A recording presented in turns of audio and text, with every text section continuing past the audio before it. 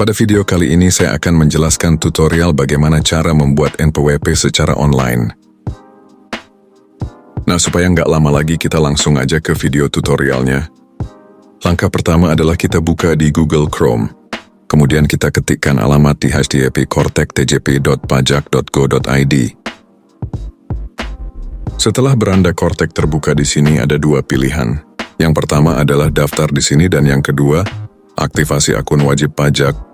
Nah, bagi kalian yang mau membuat NPWP secara online, kalian pilih yang pertama itu daftar di sini.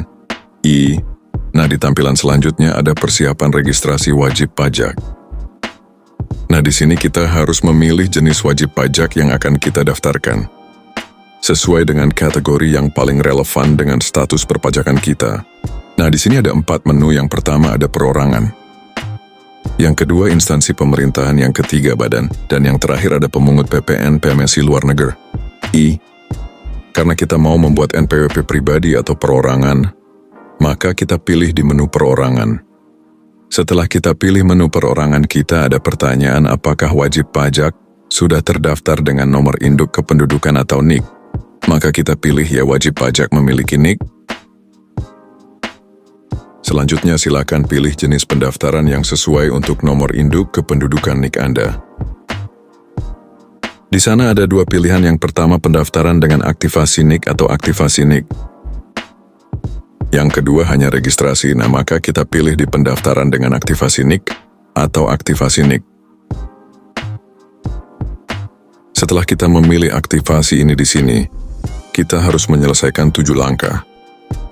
Yang pertama adalah identitas wajib pajak, yang kedua, detail kontak, yang ketiga orang terkait data ekonom, alamat verifikasi identitas, dan yang terakhir adalah pernyataan wajib pajak. Langkah pertama yang harus kita lakukan adalah kita harus mengisi identitas wajib pajak. Setelah kita menyelesaikan langkah pertama di identitas wajib pajak, maka kita lanjutkan di langkah kedua yaitu detail kontak. Nah, di sini ada verifikasi detail kontak wajib pajak. Yang pertama, kita harus mengisikan email yang sesuai dengan email yang ada di handphone kalian. Nah, kalau kita sudah mengisi email dengan benar, maka kita pilih di verifikasi. Setelah itu kita akan mendapatkan kode verifikasi. Kalau sudah mendapatkan kode verifikasi, maka kita masukkan kode tersebut dan kita pilih di verifikasi. Setelah kita berhasil memverifikasi email kita, selanjutnya adalah memverifikasi nomor handphone kita.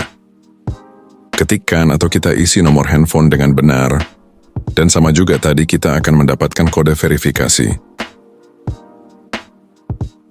Lalu kita isi kode tersebut dan kita klik di verifikasi.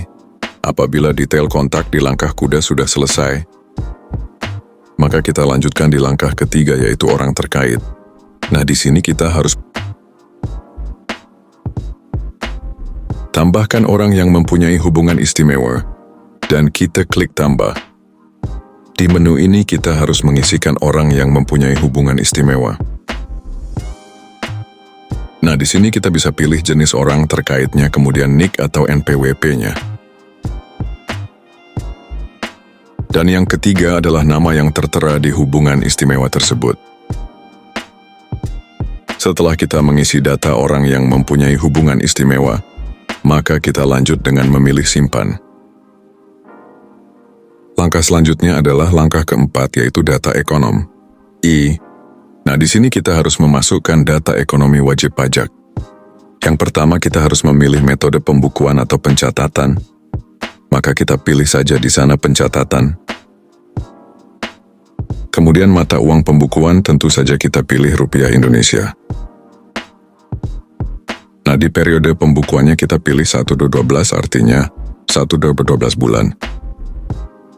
Setelah itu kita klik tambah. Nah, di tambah ini kita harus mengisi beberapa kolom yaitu tambah sumber penghasilan.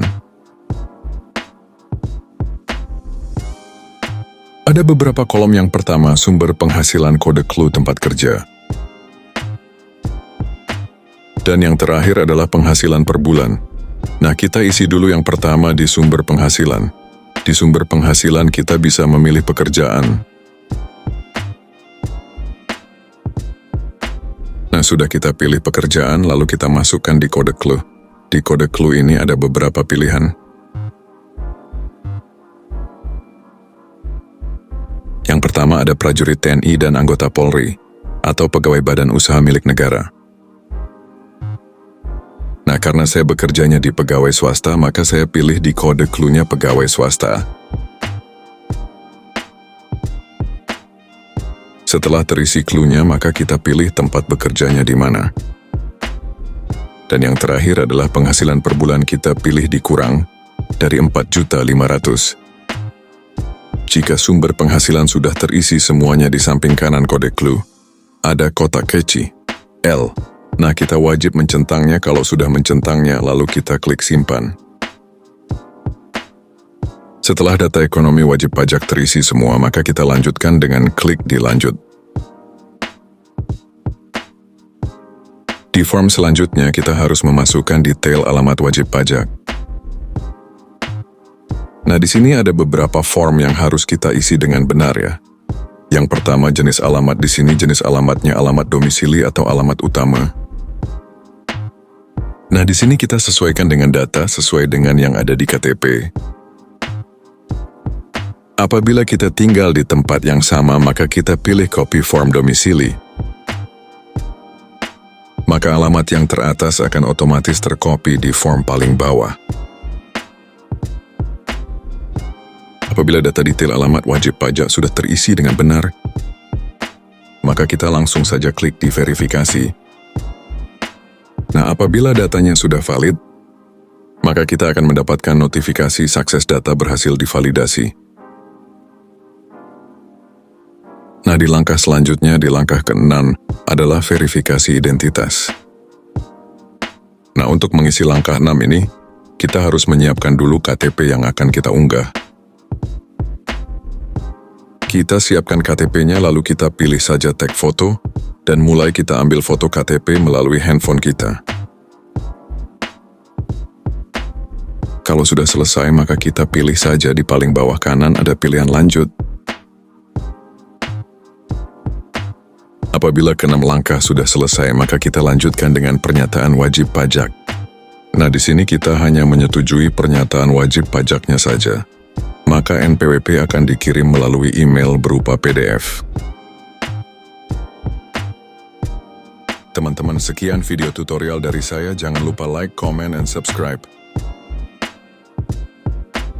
Terima kasih, semoga video ini bisa bermanfaat.